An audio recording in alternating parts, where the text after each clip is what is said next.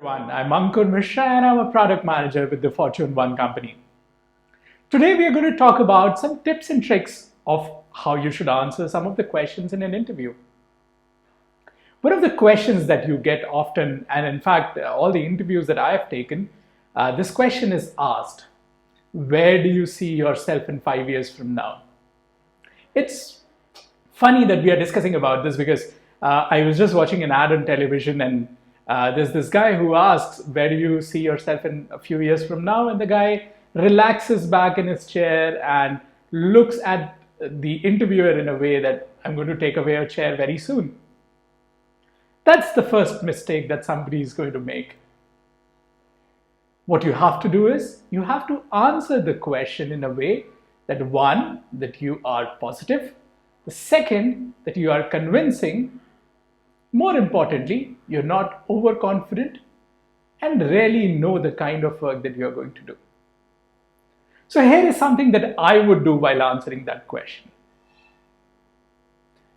First is that I would understand what role or position am I applying for, and the answer that I'm going to provide is going to be in conjunction with that.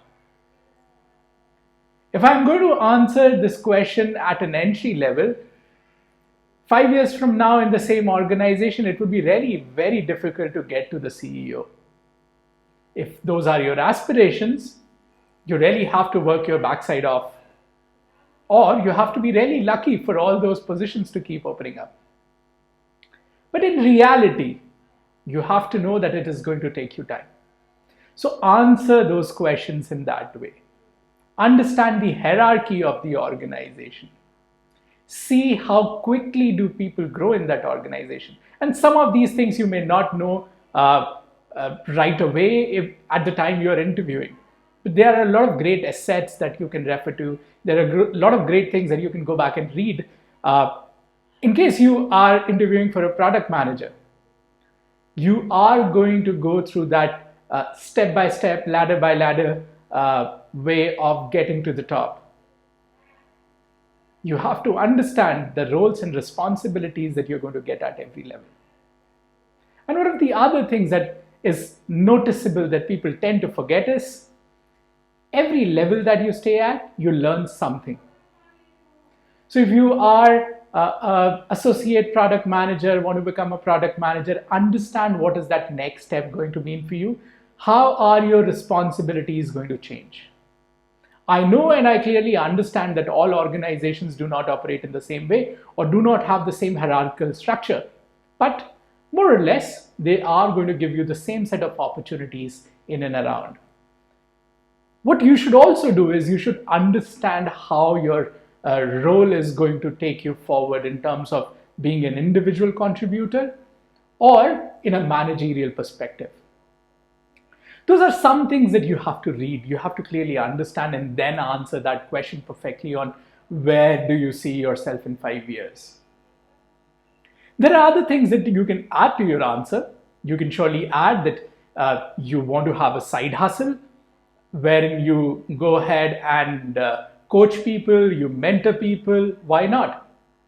You can also talk about your aspirations outside of work as well. But remember, all that has to tie back to the core skill that you are being interviewed for. Relevance is an important aspect while interviewing and answering some questions as well. So keep in mind, in case you are there for an interview and somebody asks you, where do you see yourself in 5 years? Take your time, answer it in relevance to the current role that you are applying for.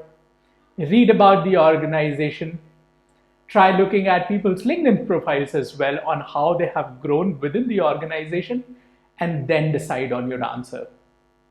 There's no perfect answer to any question, and this is an open-ended question as well.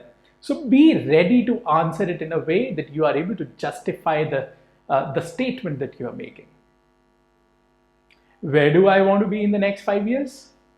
Not a really easy question, but then I want to ensure that my learning curve is always increasing. And then if I want to venture out in the managerial role perspective as well, that is something that I could call out. This is it for this episode. We're going to talk about more such tips and tricks. Sit back, relax, and leverage, and feel free to comment and ask any further questions that you might have.